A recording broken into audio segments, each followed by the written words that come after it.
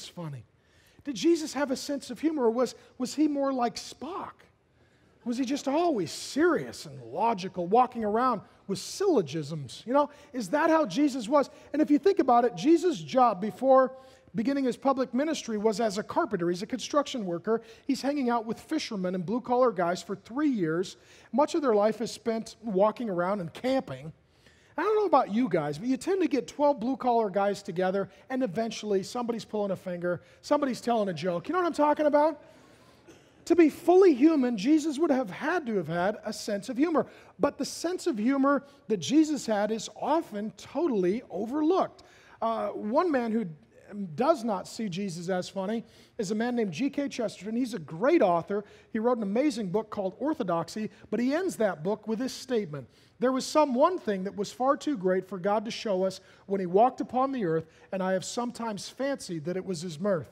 He says, you know, as we read the Bible, we learn a lot about Jesus. The one thing we don't see him do is laugh or tell a joke. The creeds even follow this, like the Nicene and Apostles' Creed. They say that Jesus Christ was born of the Virgin Mary, suffered under Pontius Pilate, and died. They say nothing about his life. They just skip his life on the earth as a fully God, fully man person altogether. Additionally, others have followed in that example, and it includes early films like the 1927 film King of Kings, one of the first movies made about Jesus by Cecil B. DeMille, who was a devout Christian. But in that movie, Jesus comes off superhuman, like he has an aura, a glow about him, like he's radioactive, like he lived in Hanford or something for too long. And you could tell it's Jesus in the movie. You're like, oh, which one's Jesus? Well, the glowing one. You know, the one who's glowing. But that's not how Jesus really looked. He had no beauty or majesty in him, nothing in his appearance that we would be attracted to him, Isaiah the prophet declares. But that picture of Jesus sort of floating around, just telling syllogisms, stroking his beard, imitating Spock, and glowing like a nightlight is sort of the predominant thinking that has led to much misunderstanding about Jesus' humor.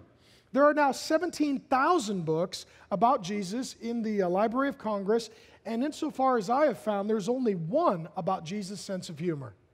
It's a great understudied aspect of Christian theology.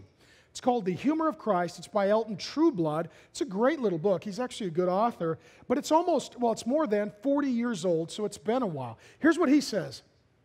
There are numerous passages which are practically incomprehensible when regarded as sober prose, but which are luminous, they're illuminated, once we become liberated from the gratuitous assumption that Christ never joked. Once we realize that Christ was not always engaged in pious talk, we have made an enormous step on the road to understanding.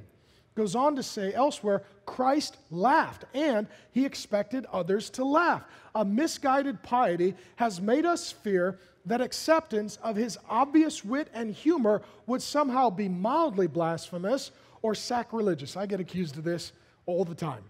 Religion, we think, is serious business, right? Think pointed finger, think furrowed brow, think serious religious types. Some of you left those churches, that's why you're at Mars Hill. Religion, we think, is serious business, and serious business is incompatible with banter. The Dictionary of Biblical Imagery likewise says, if there is a single person within the pages of the Bible that we can consider to be a humorist, it is without a doubt Jesus. Jesus was a master of wordplay, irony, and satire, often with an element of humor intermixed. Here's why we miss sometimes the humor of Jesus and the funny parts in the Gospels. One, we become overly familiar. Sometimes you have heard the Bible stories so often, you kind of miss the crazy, shocking, funny, human, earthy, silly parts of it. Secondly, the centerpiece of Christian theology is the death of Jesus on the cross, where God substituted himself and died to pay the penalty for our sins so that we might have salvation. But that can so dominate that Jesus' life is again seen little more as not sinning to prepare himself to die, not living as a human being with friends and a sense of humor. And you know what? As you read the Bible, Jesus gets invited to a lot of parties, weddings, house parties, meals. His critics accuse him of being a drunkard, a glutton, and a friend of sinners, which is untrue. He didn't drink too much, he didn't eat too much, and his friends were pretty crazy, but he's still friends with crazy people like me, and we're all grateful that Jesus is willing to hang out with people as jacked up as we are. And the religious people couldn't understand. They're like, you know what? All the sinners invite him to their house to have dinner and be their friend. There must be something wrong with him. No. Maybe he was really fun to hang out with. Maybe the true mark of a Christian is someone you would eat chicken wings with and shoot pool with or throw darts with or go to the game with, not just if they can exegete the Greek text and beat you in Bible Jeopardy like some Sunday school jerk. Perhaps. I would offer that as a prayer request. But maybe the true mark of a mature Christian is someone that is actually kind of fun to hang out with. Now, they love God and they love you and they tell the truth, but Jesus was that guy. People love to hang out with him. And we tend to overlook that because religious people tend not to focus on it. And thirdly, there's cultural distance between the days of Jesus 2,000 years ago and our present culture. And how many of you have learned that culture is really the container for comedy? Right? I mean, how many of you have watched British comedy and you're like, I don't know what is so funny?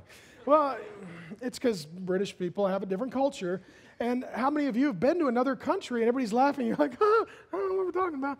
You know, because it's a different cultural context. Well, that being said, we will now explore Jesus and his sense of humor. I'll give you 3 examples with Jesus' teaching. First, there is an occasion in Matthew 16 where Peter comes to him and Jesus says, "Who do you think that I am?" Peter says, "I think that you are the Christ, the Son of God."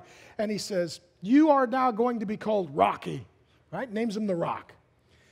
Now, the Catholic Church didn't get the joke, so we ended up with a papacy instead of a good laugh.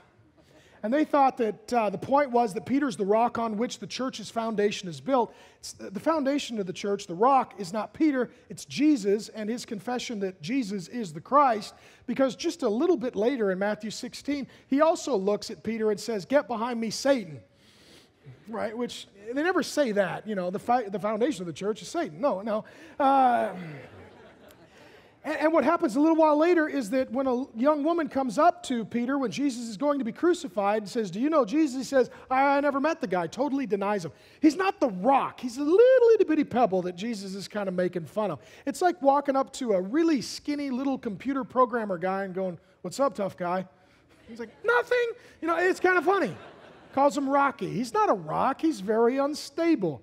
Secondly, there is an occasion where Jesus says, before we judge someone, we should first take the what out of our own eye? The plank, right? If you look at somebody and they got a little speck of dust in their eye and you got a plank in your eye, you're supposed to deal with your own thing before you deal with their thing. It's an issue of sin and hypocrisy. Jesus was a carpenter, and so he used this analogy. I'll give you an analogy. Here's what he's talking about, just so you can see it, even 2,000 years removed. I'll close my eyes so don't poke it out. But let's say there's a guy over here with, let's say, a little bit of, a toothpick in his eye, and you're the guy saying, "Dude, seriously, you got to deal with that." You know, I mean, it's embarrassing. I mean, you're making a bad witness. People are talking about it, and you're totally oblivious to the fact that you have this obvious issue you need to deal with. It's kind of funny. I got sawdust in my eye. Prophetic. Okay. How about this one? How many of you have read that section in the Bible where Jesus says it is easier for a camel to pass through the eye of a needle than it is for a rich man to enter into the kingdom of heaven? And the Bible commentators, in an effort to treat the Bible seriously, which I appreciate, they missed the joke. So some of you may have heard this interpretation. Well, there was a place in the wall in Jerusalem that they had a little itty-bitty door and that a camel could get down on his hindquarters and shimmy through like he's a Marine in boot camp. And if he do a little shimmy for you, if he shimmied through the hole in the wall, then he could get to the other side. Like a camel shimmies. You ever seen a camel who shimmies? You ever seen a camel drop down on all fours and be like, "Look what I can do"? They can't do it. It doesn't work. And if he shimmies through to the other side, then they call that the eye of the needle.